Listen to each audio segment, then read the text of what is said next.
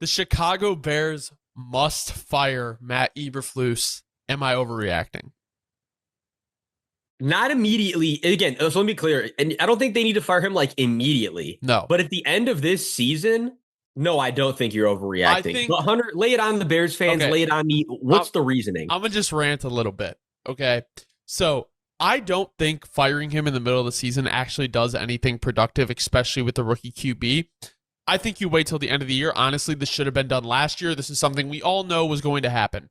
The reality is Matt Eberflus is in the third year of a 4-year contract, which is pretty standard what coaches get. They usually get 4-year contracts. And you don't, unless you're the Dallas Cowboys, let your head coach go into the last year of his contract. So it's either going to be extend or fire time. Currently, Matt Eberflus is 14-27 as the head coach, which is a 341 win percentage, which I believe is lowest in the Bears franchise history. He's won 2 of 7 challenges in 3 years. He is consistently outcoached, will not own up to his own mistakes, and constantly double down in the media. While he is a great defensive mind, he's not a head coach.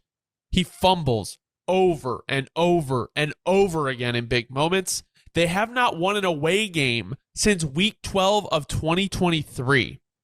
He's 2-10 versus divisional opponents, and they, believe it or not, I mean, depending on who you ask, if you ask me, I think they have the quarterback right. You can't allow this guy to waste away the rookie contract of Caleb Williams. Let's go through a couple moments in this Washington game. They had no business. This is how it's been described, and it's the perfect way to describe that game. They had no business winning the game with how they played, and then once they got up, they had no business losing that game.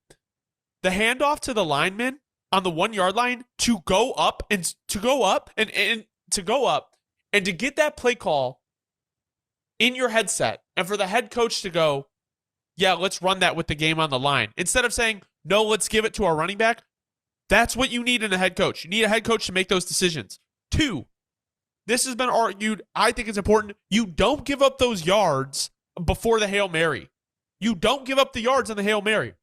3, you should have challenged that call that Terry McLaurin had. There's a reason the Commanders are rushing up to the line. You know it's very obvious. Throw the challenge flag.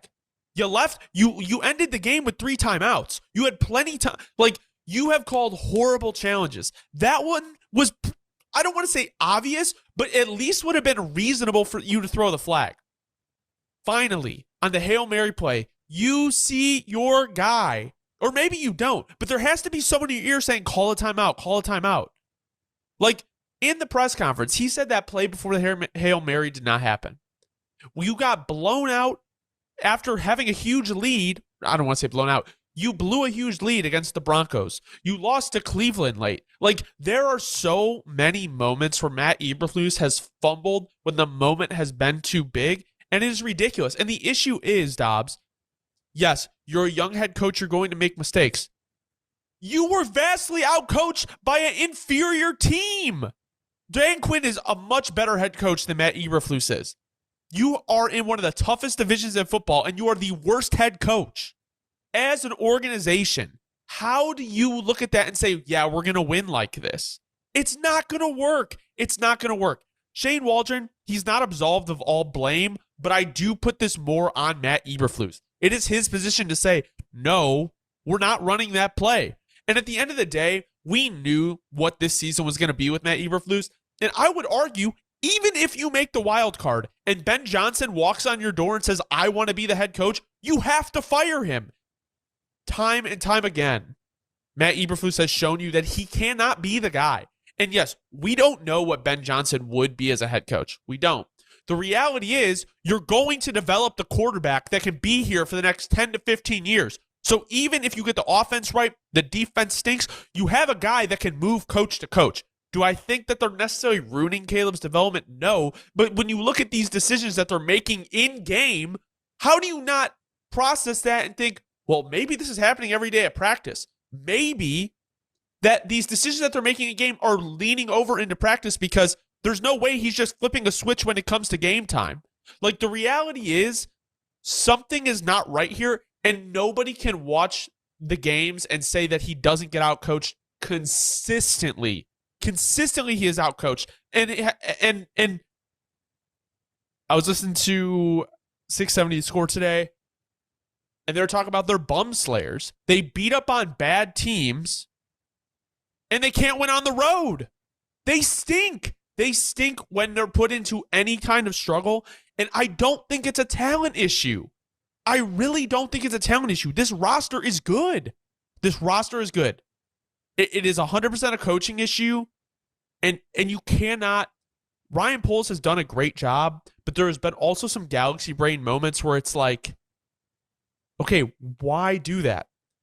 Ryan Poles, I think you can be the GM of the future, but don't tie yourself to Matt Eberflus. Don't tie yourself to him. Don't go down with the ship just because your loyalty is to the logo. Your loyalty is to the Chicago Bears, not Matt Eberflus. It doesn't matter. He has to go. I just ranted, but I think it's pretty obvious to a lot of people that watch every game that you can tell when there is a good coach on the other sidelines. And Matt Eberflus is not a good head coach. No, absolutely. And I know, look, I love the rants, Hunter. I just had one a couple weeks ago about my squad. I will say, look, and I won't even mention them, but I will say this. I do think we're in a relatively similar situation with the head coach. Now, the difference with your guys' situation is you have a much better roster, a much younger roster, a much hungrier roster. And on top of that, your coach is actually just a better defensive caller at this point. He's actually a much better defensive caller. Our guy used to be a good defensive play caller, and now he's just lost in the sauce. That's all besides the point. The point is, it's relatively similar to the sense, though, that we have a GM that was not ready to cut ties when it was glaringly obvious to everybody else not in the building that it was time. Now, there's a few things I want to say, so I'm going to try to tie them all together here at once. A big problem I have, too, though, because, again, to your point about Waldron, look, I think, and I'm just going to say it like this. I think there's a lot more blame to be on him than maybe Bears fans are willing to put on him because, like I was saying in one of our group chats, I think he went on a little bit of as the kids say, a LaMickey streak. It was kind of, he kind of got you guys excited, and look, again, he didn't fool me. Just like how I said, my squad didn't fool me. I knew the BS was coming back. Look, I think the writing's on the wall with Shane Waldron too. And this is kind of what I want to say to tie the main two things together. It's not only an Eberflus thing because, again, I'm not panicked in any way. You know how I feel about Caleb. Caleb's already shown us what he can be at his ceiling this year. It's like literally like, yo, this guy can be this consistently. But the problem is that we haven't gotten it consistently yet. And I know who I'm pointing to because of that. I am certainly pointing to Shane Waldron. His play calling is just not it. The system for Caleb's skill set is just not it. And let me be clear too, because I can already see the comments coming on this. This is not to say Caleb is absolved of all blame. No, there certainly like are some issues right now with the accuracy, and that's also a QB coach thing. I don't even know who your guys' QB coach is. I'm not going to sit here and lie like I do, but if this continues for the rest of the year, there's probably also a point where you have to sit here and say we got to bring someone else to come in the building to mess with the footwork a little bit, to mess with the arm angle, because clearly there are some things with the accuracy that we need to have tuned up. But again, also, Caleb is incredibly young. He's not raw at all, but he is still, in the sense of compared to other rookies right now, yeah, he's really young and he does need some things tuned up. I'm not going to sit here and act like he's the perfect player. He's still as far from it, but we know he can turn into that near perfect quarterback if he just gets the right offensive coordinator, the right QB coach in the building. There are things that, again, it's not all absolved from him, but it's the people around him too. So yeah, it is a Flus issue, but call it for what it is, Hunter. It's also an OC issue and an offensive coaches issue, right? Because the O-line is starting to come together. They're still not they're not a good unit, but it's a lot better than it was at the beginning of the year. And it still is a relatively young unit too. So I'm not going to sit here and be like, it's not really as much on the O-line anymore. It is on the fact that the offensive play calling is really bad for what you guys have as far as personnel goes. And it's like sometimes really hard to watch. And it's just to your point about Flus though, look, the roster is way too young and good to be wasting years. And these are the most pivotal years of development for Caleb. If you're going to cut him loose, you got to do it while Caleb's still super young because you don't want another situation where you have someone in the building for 1, 2, 3 years and then it's time to cut and then it's time to get a new coach in building. You want to have it happen as soon as possible. The longer they hold on to the dead weight, the more you drag everyone else down, the more it messes with the team's culture long term. And that's another thing. I'm going to get into that with one of our videos that we're recording later today about another team. But there is an inherent thing about culture where the longer you drag on the wrong culture, it just affects everybody psychologically. Yeah, I mean, I think the biggest thing too is we saw multiple players come out and kind of question the play call, the defensive calls, and we kind of saw that a little bit last year, but it was more with Getsy. And then I don't know if you remember, like there was also a scenario where I'm going to say a couple years ago against Cleveland where they had a defensive lineman guarding David Njoku, and that's when they lost the Cleveland game. And it's just like, that's my thing is like, it's multiple moments with Flus where it's just like, what are we doing? Just do something, like, don't overthink it. And that's really the problem, I think, as well, is this roster is too talented, like you're saying, and to be performing like this. And I don't want to absolve Caleb. Like, he played really bad, but like where I find kind of a silver lining is at the end of the game, when you had to have it, he drove you down the field. He stood in the pocket. He delivered. He got you on the goal line multiple times. So my thing is, he put you in a position to win, and you didn't come away with the win. Now, I do think that going home, like, I think Caleb has said something like, I don't get nervous. I think the NFL, and he's very young, so like he probably thinks he feels that way, but in my opinion, this is all new to him. Like, this is the NFL. Like, this is the biggest thing. So I do think he was a little nervous going into this game, coming home, so I don't want to. Caleb is the least of my worries with this team at this point. We've seen what Caleb can do, right?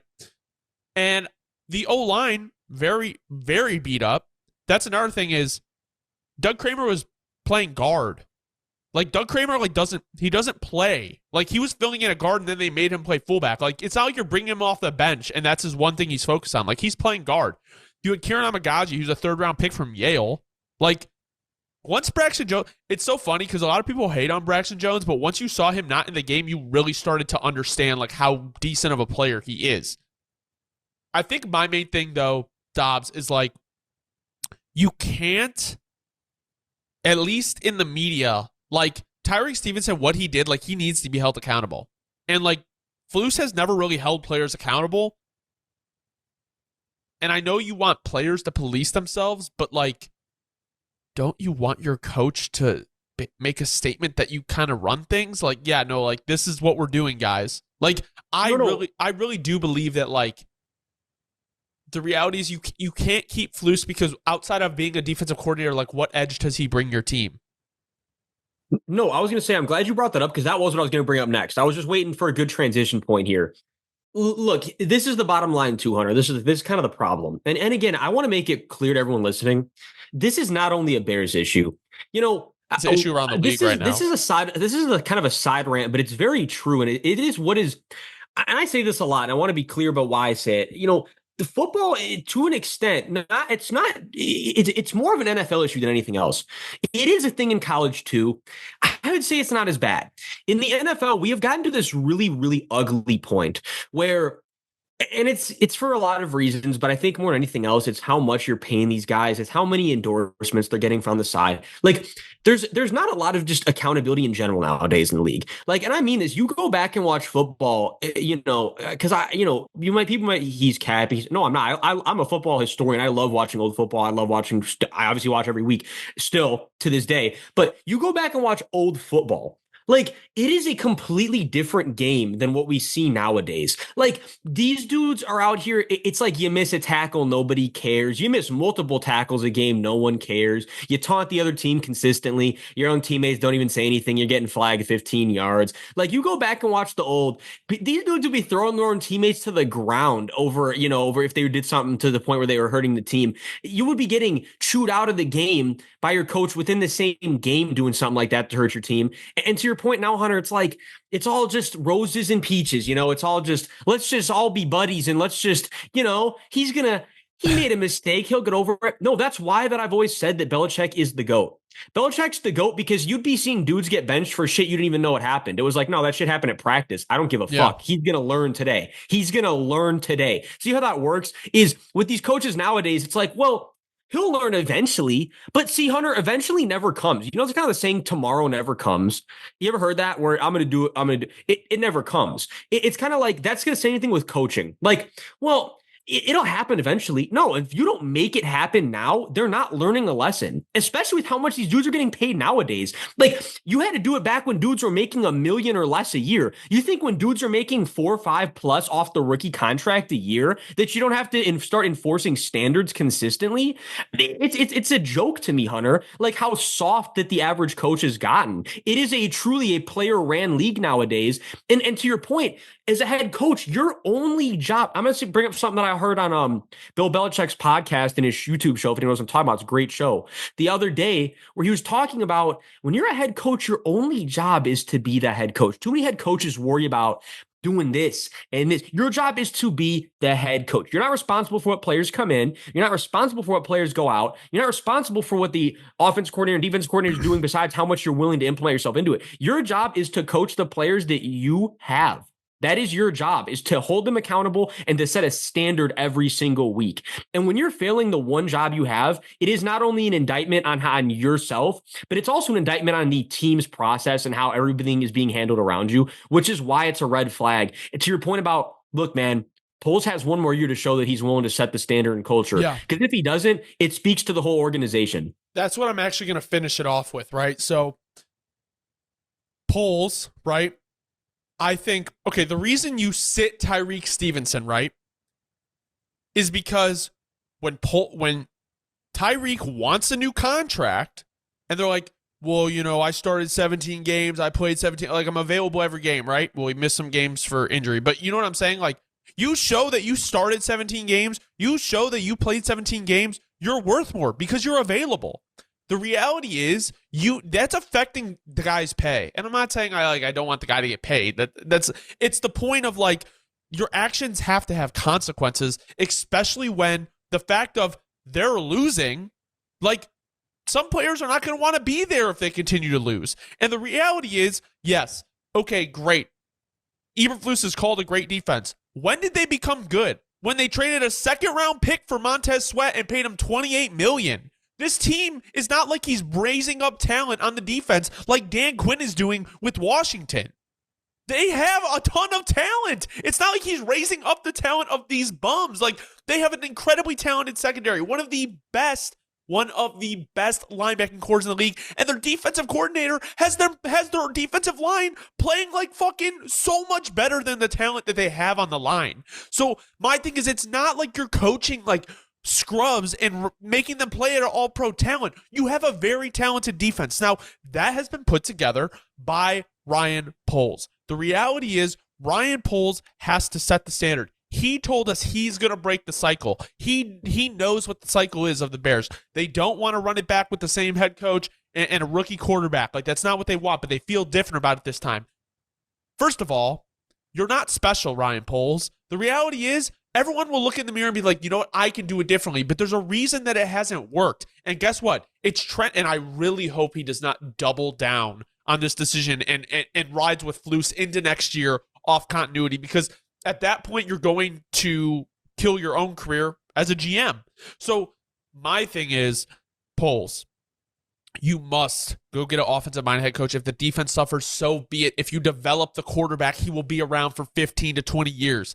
The reality is you need the quarterback. If you get the quarterback wrong, you fail the quarterback, you're not going to be here long enough. So go get Ben Johnson if he'll still come, because Albert Breer said he wanted the Chicago job last year, but it didn't become open. And I don't think there would be bad blood necessarily, because technically they didn't interview him. They just didn't, they just didn't fire their head coach. So I still think he would be open to coming here if the McCaskies are willing to pay. But just my closing statement, just to finish off this rant, don't not do the obvious thing. You know that Flus does not give you an edge over other coaches, and he's not even a top 20 coach in the league. So you can't ride into especially when you have Kevin O'Connell, Dan Campbell, and Matt LaFleur in your division. Thank you guys so much for watching. If you don't know ball, want to know ball, be sure to subscribe. Let us know in the comments if you think Matt Eberflus should return next year.